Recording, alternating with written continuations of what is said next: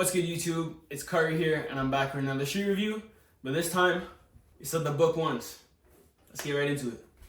So these are the Book 1's. I've seen a lot of reviews come out of these over the last 5 months, so I'm really late to get my hands on these. I'm getting the review out now, and I hope my insight can give you some insight on if you want to get these shoes or not. So without further ado, let's get into the video. So these are the Book 1's. I honestly, personally, I didn't really like the look of the shoe when I first saw that they were coming out, or even when they came out. So I got them, and these are the Havens, the EP. I don't think I've seen anybody with these. I was on the Nike app and I saw the purple one. I don't remember the colorway name, and I saw this blue one and the rattlesnake skin one. But I went on Flight Club and I saw these, and I was like, okay, I need to get my hands on these. These look pretty sleek and calm and not crazy, but they stand out in my opinion. The shoe definitely grew on me, honestly, ever since getting them and playing in them.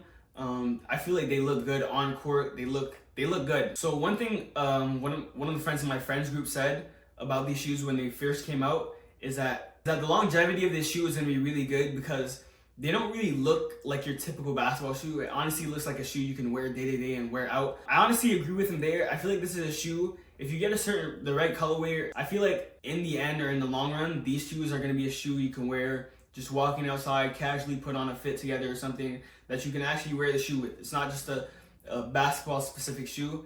It looks also like just a shoe you can wear around and walk around in, which I think the versatility of that being a part of the shoe is really nice and can cater to a lot of different people, even if you don't play basketball. So other than the aesthetic, I'm gonna get into how the shoe actually performs and give you some insight on if it's something you would want to get or not. Without further ado, let's get into it. First and foremost, traction. Traction is always what I like to talk about first. Traction with these shoes, in my opinion, they weren't crazy good. And when I say crazy good, it's because I'm comparing them to the last shoe I played in, which were the Sabrina 2's. The Sabrina 2's tractions were A tier. This I'd probably put in an A tier. I know a lot of people who reviewed this shoe, even you guys, I watch other people's review to see if it's a shoe I would get or not. And people are saying the traction is really nice, it's really good. Certain people I think it was the Soul Brothers, or the Soul Drop, I think their new channel is called. I watched his review and he said on dust, you can notice yourself slip out even a little bit dangerously. And throughout this video talking about traction, I'm gonna put in some clips of me playing in them. I noticed myself slip out quite a lot, and I guess maybe I was on a dusty court, or a dusty court. It really wasn't that dusty, but for it to slip out as much as it did, I was quite surprised. The traction isn't bad to the point where it feels like I'm playing in like I'm some Trey Youngs or something, but the traction in these, I definitely give it A tier. It's not bad. On a clean court, you would get easy, good bites. I don't think you're really slipping out as much.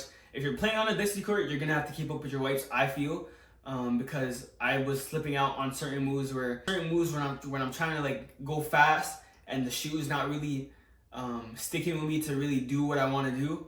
I noticed myself slipping out, and I honestly hurt myself a bit on one of the moves. I'm in recovery right now, I can't lie, but it probably wasn't because of the shoes, maybe because of the move I did and what I was trying to do. But out of 5, I'd give this traction maybe a 4. I give it a 4 out of 5, maybe 3.8 out of 5. The traction pattern is a multi-directional herringbone type pattern. As I show you guys here, this is the herringbone-like pattern throughout the whole shoe, as you can see,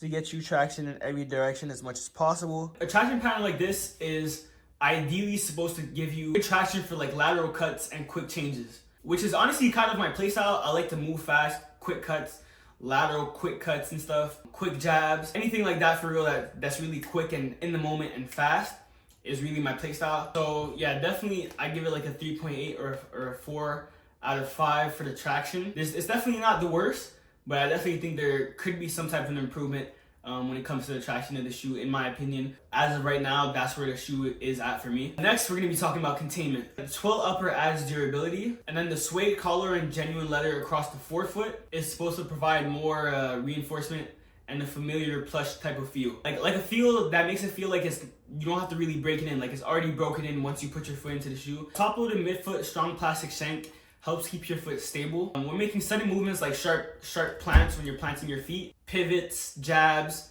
any movement that really needs you to be like planted and have stability, this shoe is said to have a top-loaded midfoot. And then a strong plastic sidewall cage adds for even more stability. With this shoe, when it comes to containment, stability, and how this shoe really feels secure onto your feet, I really had no issues with containment. I did feel secure in the shoe. I didn't have to deal with any type of heel slippage. When you go true to size, which is another thing about the shoe, when it comes to sizing, I definitely recommend you guys going true to size. This shoe fits 1 of 1. It feels perfect, almost just like the Sabrina 2s, honestly. Sabrina 2s might run a little bit longer, but these, if you go true to size, I think it's a perfect fit. If you have longer toes, you might want to go up half a size, but for the majority of people, I definitely recommend just going true to size. For containment, I really had no issues with much of the moves I was doing. I stayed in the shoe for the whole time I was in the shoe. The only thing that really gave me issues was probably the traction, but containment was definitely a 4.5 or like a good 4.2 out of 5 for the containment of this shoe. I really had no issues as much. The shoe felt great in that aspect. So now I'm gonna talk about comfort. A lot of times when I'm talking about shoes, it's because I'm comparing it to the last shoe I played in, which were the Sabrina 2s. For comfort, there's a difference in comfort. I think the Sabrina 2s might be a little more comfortable, but stepping into these shoes as well, they are comfortable as well. Not as comfortable as the Sabrina 2s. Overall, I'd probably give the comfort in these like a 3.8 out of 5. I was switching in and out of them.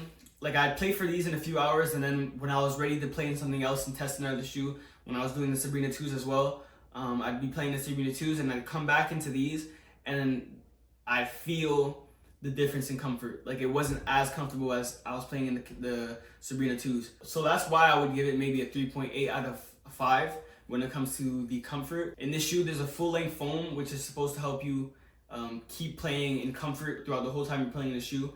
And I think if it's the shoe you're playing in off the jump and you're just playing in them, I think you'll be like, okay, these are comfortable. But if you're swapping in and out of shoes, I think that's when you'll notice the difference in comfortability. And most people who are buying shoes, they aren't really buying multiple shoes to playing at the same time, like different shoes at the same time. So if you're getting these, comfort is definitely like, it's top tier. This shoe itself is expensive, which is in the pricing is what I'm going to get into next. For the price of the shoe, I'd expect for it to be comfortable and be able to play a good amount of time. So I definitely give the comfort a good 3.8 to a 4 out of 5. For the weight of the shoe, they feel light.